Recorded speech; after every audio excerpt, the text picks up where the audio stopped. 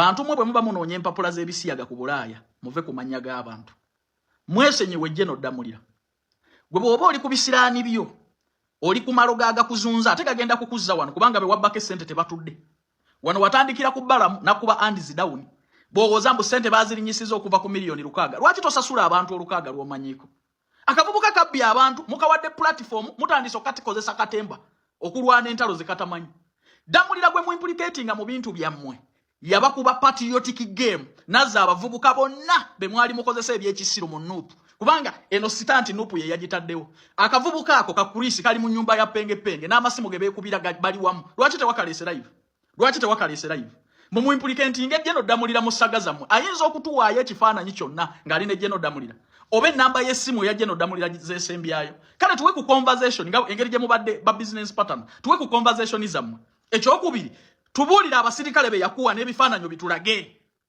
lwaki mumanyira abantu mmwe lwaki mumanyira abantu temunoonya mpapula zammwe za bisiyaga mu mirembe omaze okubba abantu oli ku bisiraani n'ebikolimo olw'okuba okitegedde nti bannayuganda ku ground bali mu kuhantinga abamu kwe be wabba famire zaabwe ziri ku ground otandise okunoonya sympathy olw'okuba ogenda mu kampu njagala kugamba Eddie Kamoga gwe musiyazi kulisi ne muno penge bwe muba munoonya empapula zammwe ezasayira mu z'ebisiyaga ku Bulaaya mwesonyiwa abantu bo wababba wekka ne sente n'ozirya wekka buli lunaku oyogera muntu mulala watugamba nti sente obadde ozigabana n'SB4 kati yavuddemu mu kampani muli muddamulira ani yagamba nti abasaayi bakuuma abantu era bambala uniform gwe tulageyo ebifaananyi gw'omanyi Damulira omumanyi gwe musiyazi gwe nkubuulira tova olaba nti ebikolimo ebyo bye muzungiddeko gwe pengo badde mu propaganda obulamu bwonna wano wakwata mama fine yali akuliisa n'omwogerako ebikikinike buli lunaku ne mwogerako oli luli ne mwogerako ono bwe mubeera mu bizibu byammwe mubimalirize nga mmwe wabba abantu bagendedde mu masabo gonna era bajja kukuzza wano olw'okuba oyagala sympathy ogenda mu kampu okimanyi nti ku ground bannayuganda bakuhantinga obasasule babadde bagenda kukutta ggwejjo abavubuka ababadde bakwatidde mu hoteri babadde bagenda kukutta kati otandise okuimplicatinga abantu mbwofune sympathy no sasula abantu ssente zaabwe eddogo terijja kukumaliriza mirembe naye mu byonna mwesonyiwe Damulira yabazannya omuzannyo baguyita patriotic yabajjira abavubuka be mwali mukozesa okwekalakaasa be mwali mukozesa okuvuma gavumenti n'abazza eri gavumenti ne bafuuka bamwoyo gwa ggwanga ne basoma ne bafuna ebyokkola ze ghetto structures kati kadingo buli lunaku anoonya wakwata Damulira mumutadde buli wamu wonna buli awafa omulambo we musuula Damulira we muteeka erinnya lya Damulira buli kibi kyonna ne gyatali abakuba abantu bala ne muleeta Damulira kati omubbi abadde ayogera kuno bulijjo titakolera gavumenti nga ne baasiiba nabo bakingisa badde balya ssente z'abantu olwaleero mwagala okumu implicatinga ku Damulira mu jesiro ffe tukyalina amaanyi agalwana entalo era tujja kubamaliriza ekisooka Donny Chris wagambye okola ne General Damulira takumanyi era takola naawe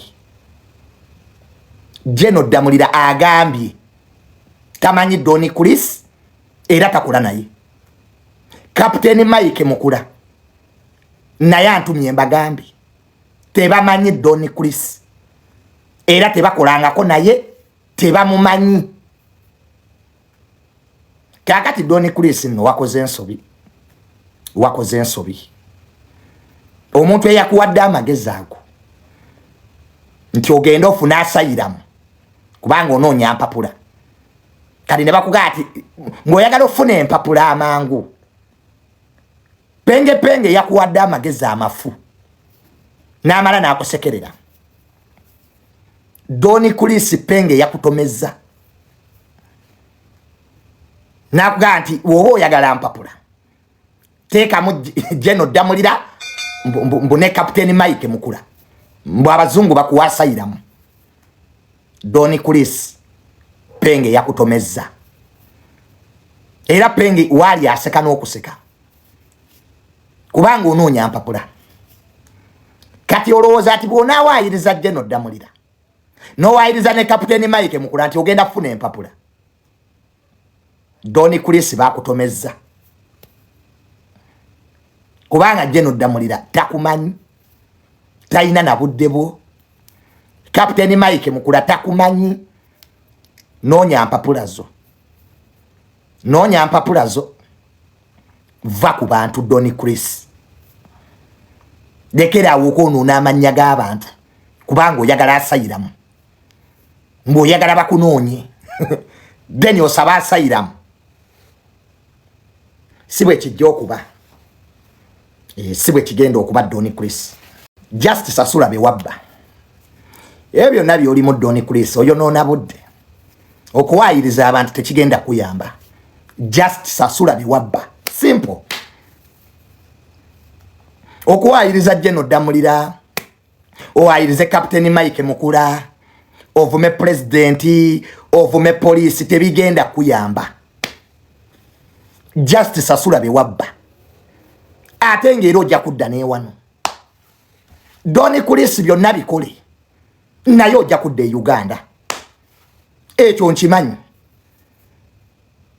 ojja kukomawo wano era ojja basangawo ate golooza General Damulira agenda kufanca golooza Captain Mike Mukula tabeewo Don Chris byonna byokola byonna ensobi bapenge ze bakozesa nti ofune empapula kitegeere nti ojja kukomawo wano ekyo muganda wange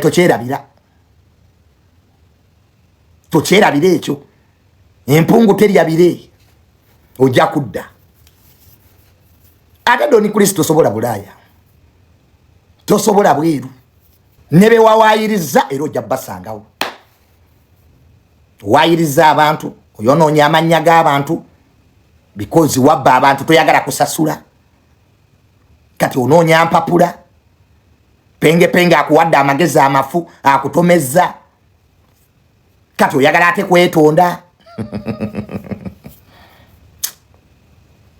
Don Chris kati oyagala ate kwetonda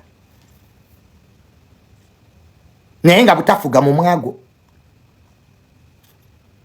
so nkiddamu General Damulira tamanyi Don Chris era takulangako naye Captain Mike Mukula tamanyi Don Chris tamumanyi ne bwafaanana era tebakulangako bonna sami ekituufu omulwadde ebyaddala era leero tubaddeyo ne full figure nga tugenza omulabako badde bagenda mukola operation sami ekyamazima ddala bwe ndabye ku sami n'amaziga gampiseemu yes ebyomuzannyo bibeerawo ebyolwali bibeerawo naye ekituufu sami mulwadde gomanyi omuntu okuba nti afukira mu lupiira omusajja mulwadde ebyaddala nze nabadde manyi nti sami yeekoza era nabadde manyi nti azannya comedy naye nze ne full figure tubaddewo nga bamututte ku image center Kololo okumukuba ebifaananyi kwa bagenda mukola operation naye njogeddeko n'abasawo abamu ababadde bamujjanjaba omusajja mulwadde ate wali ebintu by'obulamu tetusinikirawo mannyo nze sola sekerera balwadde era sami muganda wange byonna ebibi bye wankola nkusonyiye sami nkusonyiye ku mbeera gy'olimu era saagala bya bufuzi kati mwabaleeta ebya Nuupu simanya NRM sami mulwadde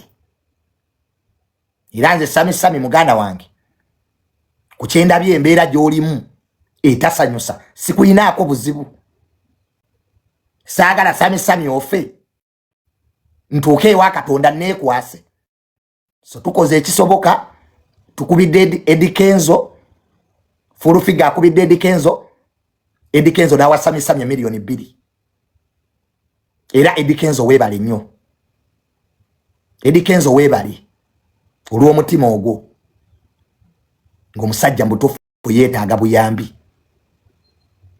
era Eddie Kenzo abadde eyo nebbi full figure n'amukubira nga wendi nange nenjogera ne Eddie Kenzo ne mugamba nti owange gwe president w'abayimbi Eddie Kenzo n'akwata $2 million n'aziwa sami the Might family Amelia Nambala naawe tukwebaza Amelia era we tuvudde awe Eddie Kenzo ne tuvuga emmotoka ne full figure mpaka wa Ameria Nambala. Ameria naye agambye agenda kwate centers we Sami. So bambi ekyamazima ddala tutaase muganda waffe. Nze Sami mbadde sikwagala. Naye sikyakuyinako buzibu. Obadde wantama. Era bambi buli ayina kyoyina. Mbadde nsaba mu mudduukirire. Tutaase obulamu. Bw'anaawona nga tuddamu. Isn't it? Yeah. So byebyo bambi. Donny Chris. Leero mbadde wa General Damulira. Era ne full figure. Ne wa Captain Mike Mukula. Bagambye Donny Chris tebamumanyi. Era General Damulira agambye tamanyi Donny Chris tamulabanga nako. So Donny Chris va mu byokuwayiriza abantu. Va mu bintu ebyo ebyokuvuma abantu. Donny Chris sasula sente z'abantu. Just pay the money. Nifo kyokuddawo yonoona amanya g'abantu. Leero bw'ovuma President Museveni. Luli bw'ovuma police. Enkyabo wayiriza Captain Mike Mukula. Ekyabo wayiriza General Damulira. Oluddako nga nange ompayiriza. Penge yakozesezza ensobi. Era Donny Chris omulabe wa asooka ye penge.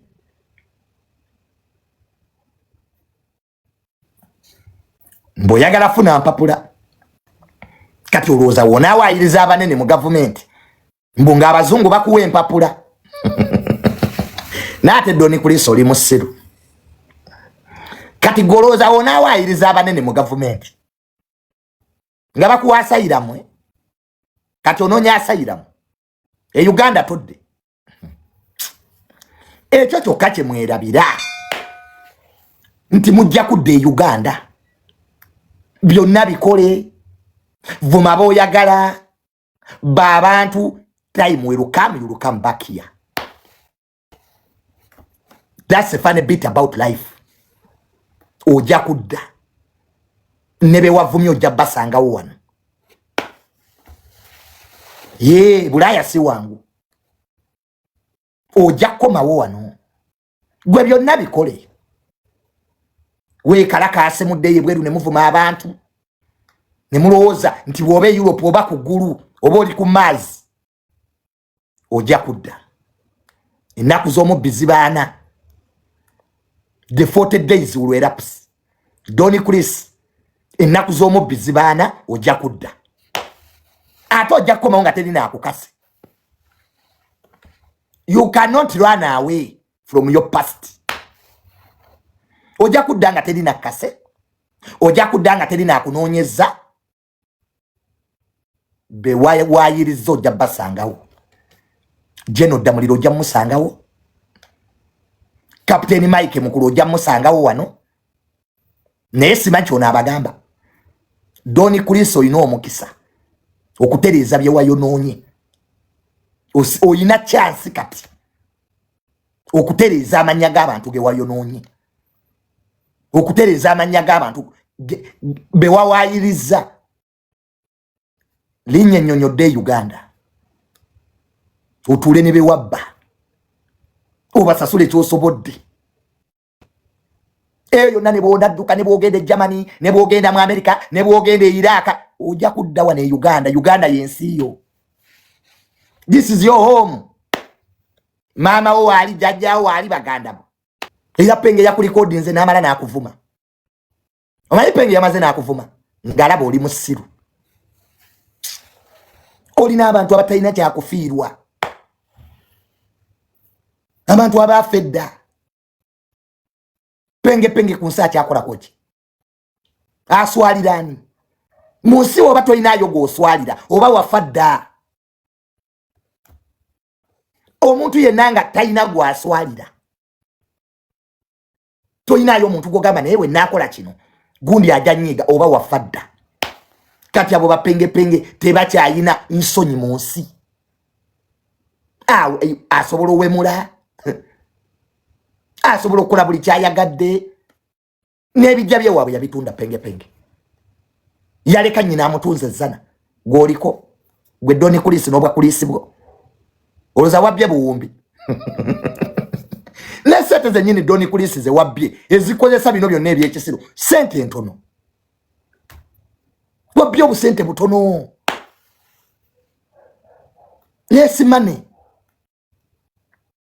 Doni Kulisi obusente bwe wabye butono tebukozesa ebyo byonna so nze amagezi genkuwa Doni Kulisi njogeddeko naawe leero emisana nga tuline full figure amagezi nkuwadde amagezi agasembayo Doni Kulisi ebintu byonna nga byakabaawo nakuwa amagezi nenkukubira essimu Doni Kulisi bino byonna ebintu nga byakabaawo nakubira netwogera nenkugamba Doni Kulisi todduka komawo tumale ensonga zino oyongera kwonoona naye ku luno wakuteewa kyamu Doni Kulisi ku luno wakuteewa kyamu nze bannamawulire abaavu sibaddamu sina budde bwambwa nze siddamu mbwa ziboggola kati nze basaye nga nziramu ddiini lubo wanze alina sente mmeka oyo omwavu omuzibu sina budde bwambwa nammwe aweza amawulire nagasoma wagasomera kyalo obwavu obukujjudde mugenda mwonoona amanya g'abantu mweze ddeeni lubo wagwe ddeeni matako kagenda kwonoona amanya g'abantu akasiraani ako mu investigative journalism genda investigating mu nnyuma kalinga ebyoya naye ne kaddawo ne katenga ne katiisatiisa abantu gwe ddeeni lubo wansobola okukusanga n'enkukuba ggwe ebyo wepankapanka ebyo nasoma amawulire wagasomera nnyoko tumbaavu gwe wagatandikawo amawulire kalinga ebyoya kepankapanka nze noonyereza genda unoonyereze mu matako go bugenda bwonoona amanya g'abantu mbu IGG deputy IGG yagenda n'asima miliyoni 2 leeta kampani gye yazijja mubeera mu kifo ky'okugenda okunoonya emirimu mukole mwefuula abanoonyereza mwefuula abamanyi abantu deputy IGG ani omumanyi gwe wamulonda wa president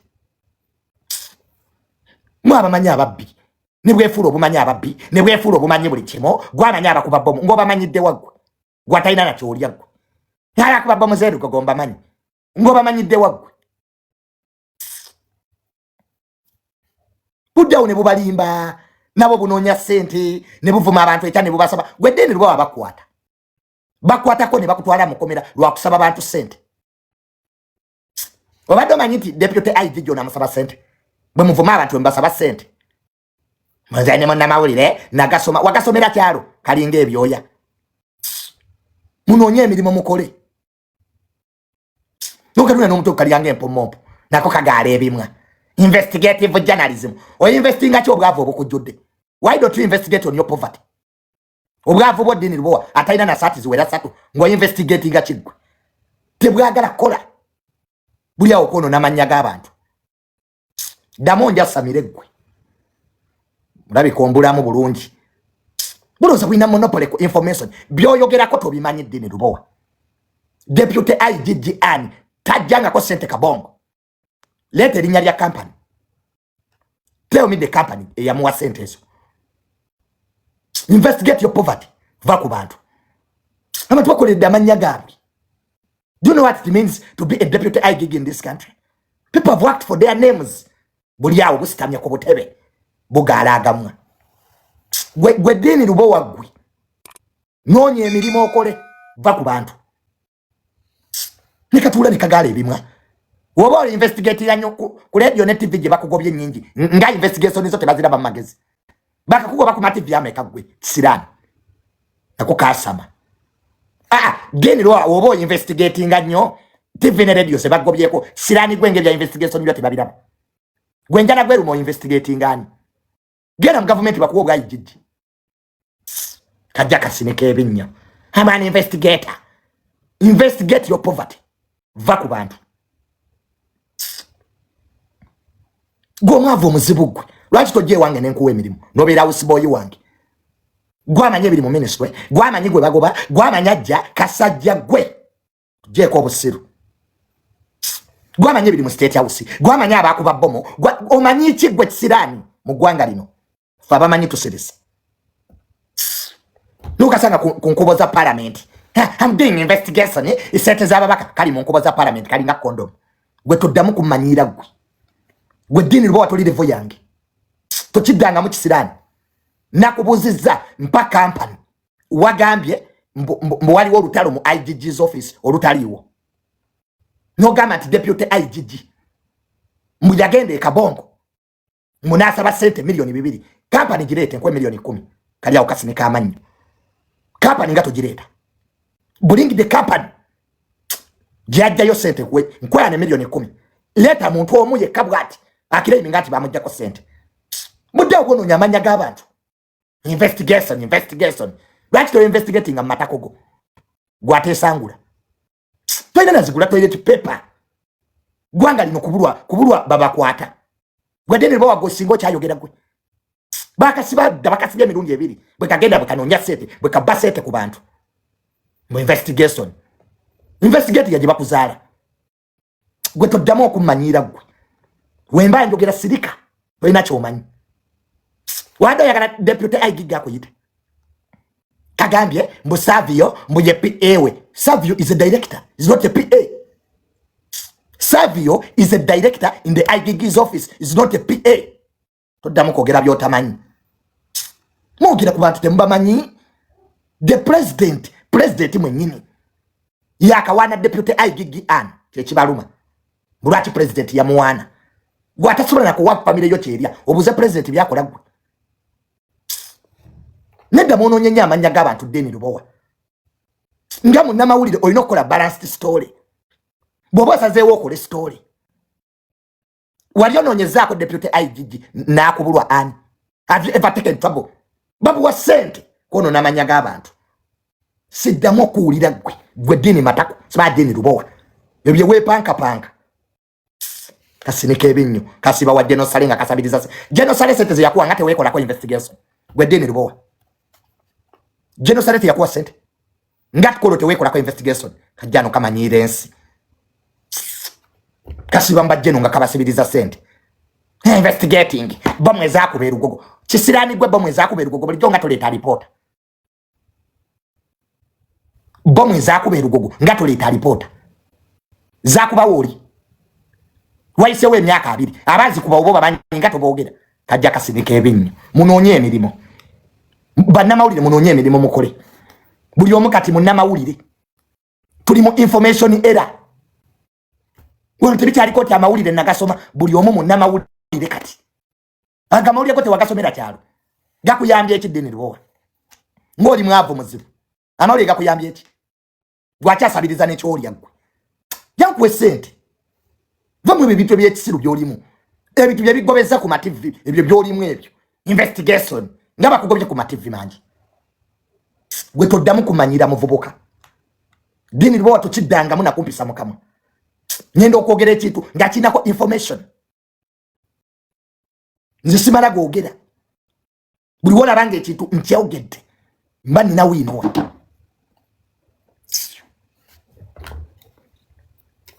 kali wa genocide bakawadde sente investigation nga tugikola ngeyo oli mwavu mwifo kyokunoonya emirimu okole muli mu bantu mumanyira buli omu muyita omubbi abalwanisa ababbi ate bemuyita ababbi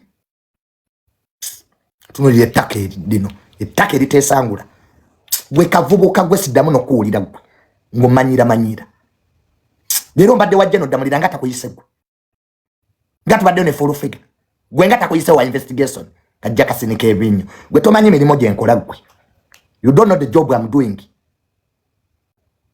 You don't know me. Leo tubadde wajja noddamulira nga tubaddeyo anti ogasa temulina bye mugasa nsi leero okwepankapanka we you don't know me gwe nikeyambaza obugalubindi kale embwa eno embwa yennyini dini luba oli mbwa ayiba noli mazi noli amazi gennyini amataasi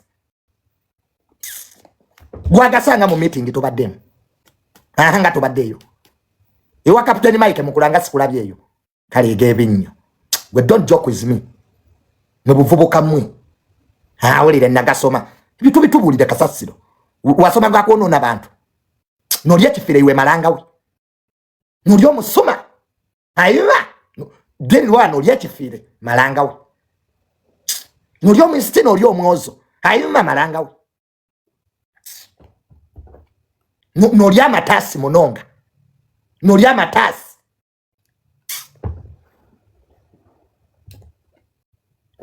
nolya amatasi deni lubowa you are just a gun for hire gwe gwamanyi buli omu eseteze yabba gwamanyi gye bazibba gwamanyi gwe buli kimu gwakimanyi woba ababbi obamanyi lwaki tofuuka minister wa information nimwefula ti buli kimu temina kyemumanyi muwayiriza bantu kati deputy IGG madamu Ani omumanyi gwe omumanyi bulungi wali omulabyeko mwogera ku bantu bemutamanyi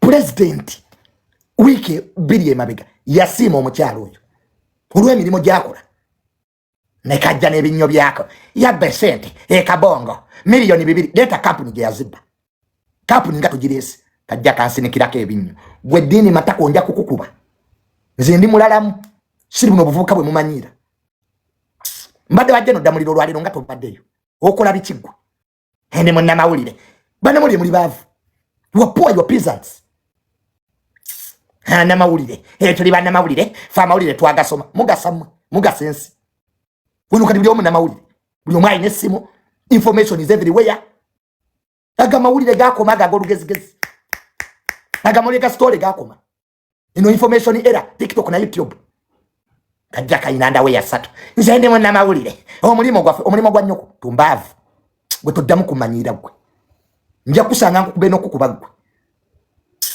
genda we kuba olugalo mumata kutumbaavu mubayinza n'okunkangakanga gwe toliimu gwe ndasema mama olwo balooya bakole batya olwo badokita bajjanja b'emitima tebulina ssente amawulire ng'oli munaku wazimbawa va ku deputy IGG saagala nakuddamu kuwulira ng'omwogerako va ku deputy IGG emirimu gyakola gya president ye yagimuwa siggwa embwa ewe eyasoma ennyo nga tolinawo office dini lubowa otuulawa kawunyera buwunyezi wakakola chano wakafuna amagezi agakola kachano nga bakugobye ku mativi gonna kasiba kawunyera toina na wosula kawulire kulya bisiyaga Kakoza Savio is not a PA of the deputy IGG, is a director tujeka kamanyiroko mbadde manyi nti ku magezi goyina ekiwandi badde okitegeera nga tonna byogera kwa byoyogera ko mbimanyi. How can you say a full director is a PA? Motwina degoli mawulire ziba yambye eki nga munyonka enswera mataka ez'obwavu fa batazina nga tuyina sente gwedene libo ina nakoza mbwa zange nebwe fulo obumanyi gavumenti nebwe fulo obumanyi Museveni omumanyi wali omulabyeko nesiga ndageze wa Museveni ebyebuzo wali omulabyeko yali akuwereddeko gwe kisirani nebwe fulo obumanyi Museveni kyalowooza nebwe fulo obumanyi eggwanga gyeridda you know nothing you idiot nakasanga luye wa genocide nga kagenzo sabiriza muvuma gavumenti ate mulya sente zaayo genocide yakuwa sente gwedene lubo kali awo mbo kali ku investigation ogwa senyonyi gwakoma wo musango zebabaza nyoko bazika abantu emirembe ntwa baba be ababi mubanonya muki muvuma gavumenti musiba wa genocide kali yonga kasitami obutama akadeni lubowa eza sale nga tuzikola nga ko investigation ze wajjayo sente gwe toddamu kumanyira gwe emirimu gyenkola sigijo I don't report to you dini mata complete I don't report to you dawe nga woyina abo okolira nange ninabe nkolira zamwe mafia don't joke with me tuno tulowoleza gwanga abakulu batuyita to brainstorm ngoliye yo yambala pampa nje sasa mama ulire nganga basinga nza mawulire gandi musayi I'm a journalist by bus zene zali bwani munnamawulire twanga basinga era ne government yeyitanze. When there is a crisis in the government, I'm called. Wenga tebakuyita.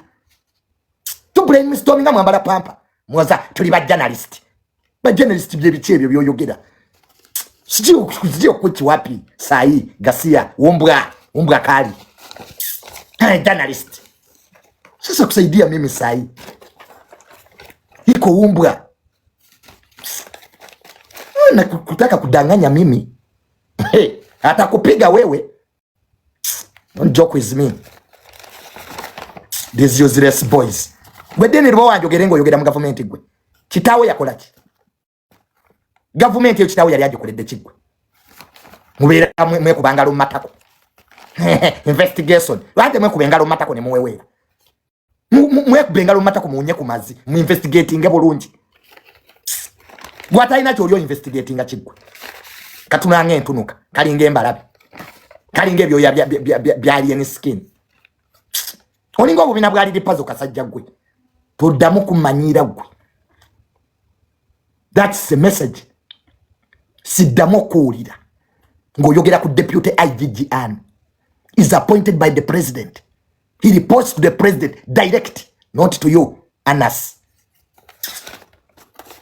Mwababa we before byebalimu. Nebule tolu gezigezi. Enze doza. Yandi chikoze bwati gwengani mbwa yako cyaro. Taina nazigulanda weya. We IGG we gwange byokola. Mukobya olugezigezi olwo exaggerated importance. Nubusanga busitamye ku butebe buli wo busatu.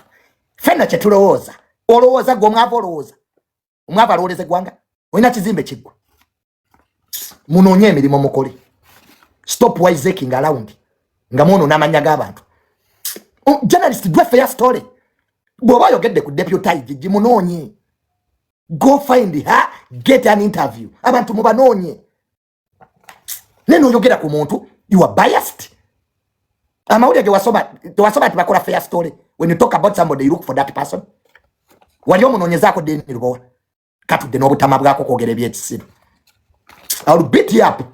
Male nkusibe n'okusiba gwe. If you don't know me. I'm son of Mirundi. Don't joke around with me. Your government jola bakitafe bebagirwanirira. It is our fathers who fought for the peace we're enjoying. You idiot. It is my father.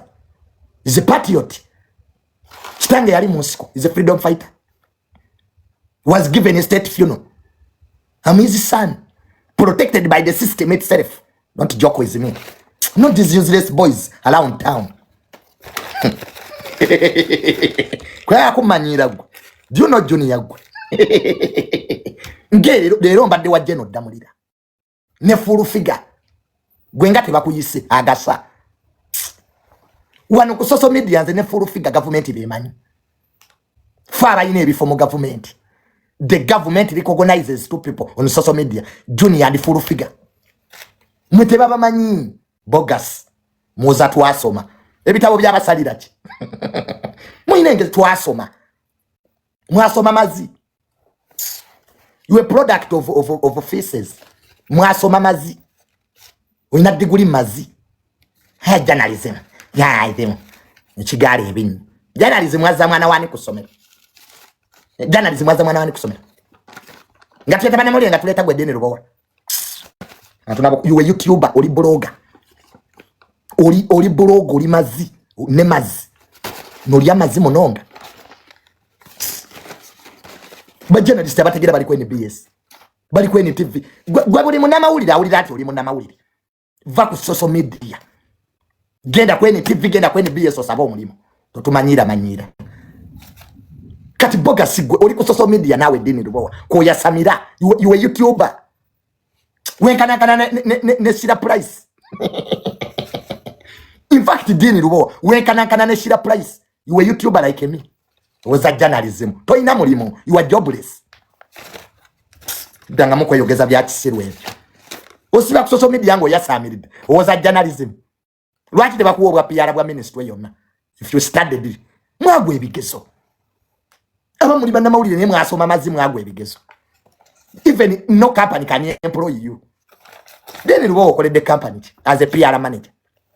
We start from there. You are not employable. Era mwina kubeera mu YouTube ngaffe natwale mwensi. Deni ruwa naye wale mwensi. Tuwa ukera kusitama. Nchasoma. Full figure abasinga.